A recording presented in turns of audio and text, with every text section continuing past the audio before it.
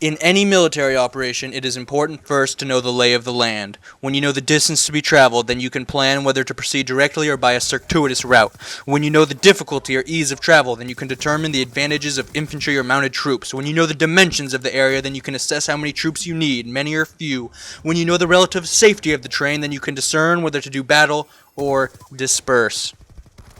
Now, obviously, this is a map designed for rushing. You're not a genius for figuring that one out. But what's important to understand is what specific pieces of environment and areas in the layout of the land that make it a rushing map. First thing you need to understand is the map itself is very flat. 90% of the map is on an even footing. Now, this is actually kind of rare. Try and think of another map that flat, alright? Every map has balconies and buildings or a slight elevation in the land, cliffs and shit. I suppose the next flattest would be like slums. It's like 75% flat, right? Obviously, there's a steady decline in elevation as you move towards like CDOM. Now, what elevation does is generally create longer lines of sight. It exponentially increases the length of a line of sight. You know, if you're on slums and you're fighting on that far street that slants down towards CDOM, every fight you get in will be at a significantly longer range than if that street was flat. And that's geometry. A straight line is always the shortest distance. If you slant it, it becomes a longer distance. Rush stays level from one spawn point to the other, and unlike slums, it's not wide open. It's cluttered with cover. Now, the lack of elevation and the amount of small chunks of cover, it's like they were littered across the land like someone shook out a Lego box. You know what I mean? It means that the average line of sight is going to be very, very short. And before I go any further into that, obviously there is one point of elevation on this map. That structure pushed up to the right side. You know, if you're facing CDOM, and it's got those two windows that camp the middle that everybody loves to camp in. Most of this structure is essentially cut off from the rest of the map, except for those two windows. And I really think those windows are more Treyarch trolling campers as opposed to enabling them. Because when you're sitting in that window, you're a fish in a barrel. And I don't recommend you do anything more than try to drop 1 or 2 kills from that window at a time and move on. Because if somebody knows you're in that window, you know, either they see you gun down a teammate or they see your red dot up there, it's going to be very easy to take you out as soon as you pop your head back out because the window is wide open. Your whole body shows. It's also penetrable, and even though camping in the window you'll have a height advantage, the area below you is going to provide your enemy with you know, a lot of different pieces of cover they can hide behind and clip. And unless you have some type of radar score streak in the air, you know, UAV, VSAT, you're going to have to guess which piece of cover they're hiding behind. While meantime, they're going to know exactly where your face is going to pop out in that window. And even if you have a UAV up and you don't know what piece of, and you do know what piece of cover they're hiding behind, you could pop your head out and find them already ADSing at your face, and they will take you out because they'll be clipping and you'll be wide open. I always see people like setting up claymores and shit up there, trying to make the most of those windows, but really they're only good for hitting a quick flank, or again, dropping a guy or two in the middle. You know, maybe they're capping B, you go up there, defend B, and move on. But once people know you're there, it's a death sentence, and that's how Treyarch wants it, because they don't want you camping on this map. They named it Rush for a reason.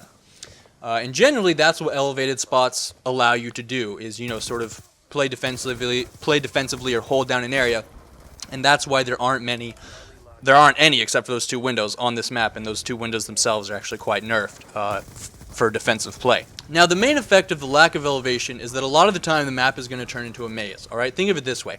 If you and an enemy are either end of a piece of elevated land, even if there's cover in between you, you'll be able to see each other, right? Because you can look down on him, he sees you, you're up high in his vision, he can see you. You can see each other, you have to hug the cover to really be hidden from each other.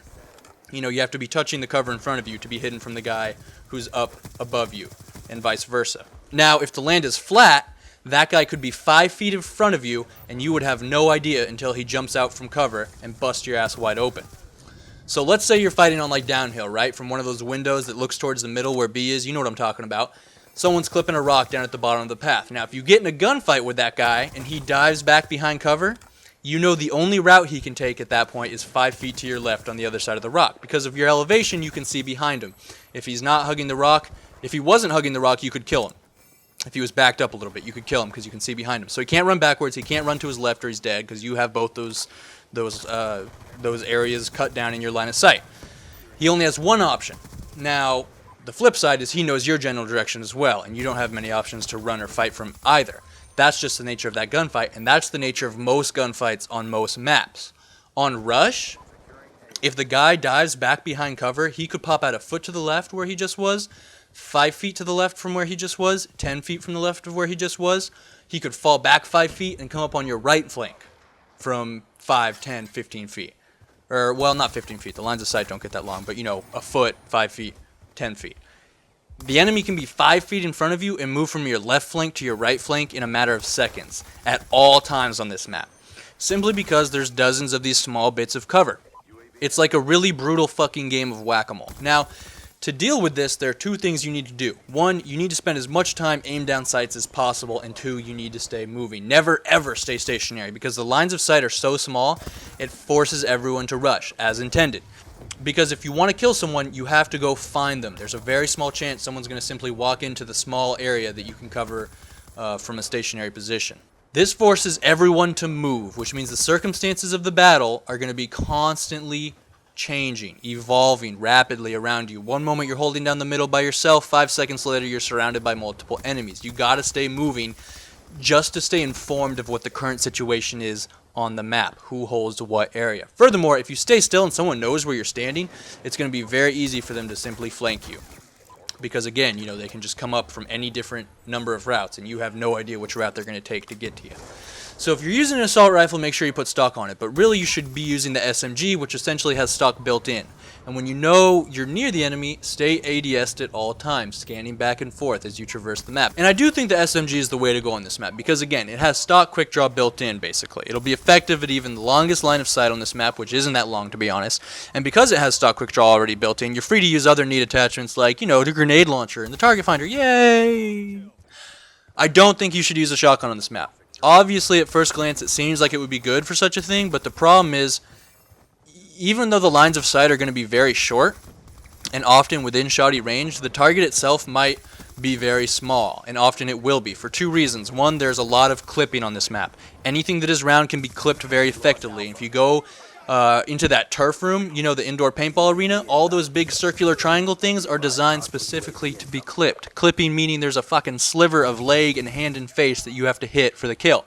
And on top of that, there are a bunch of like small little windows, small like only their head shows. These windows are in the bus and random pieces of plywood around the map, and the SMG will hit these targets fine because it's close range and no recoil, no damage drop off. However, a shotgun would be incapable of removing a target either in either one of those, you know, narrow windows, or if they're clipping. Lastly, it's worth noting that it is very easy to get kills off the spawn on this map, and you'll see in the gameplay I show a couple examples on either side. Depending on how far your team pushes up, you can actually get a really good one-man spawn trap going, and you saw that in this gameplay. Anyways, I hope this insight into the map will aid you in your quest to deliver justice to the enemy and secure glory for the Republic. Remember to like me on Facebook for more epic tips and tricks. This is Batman, signing out.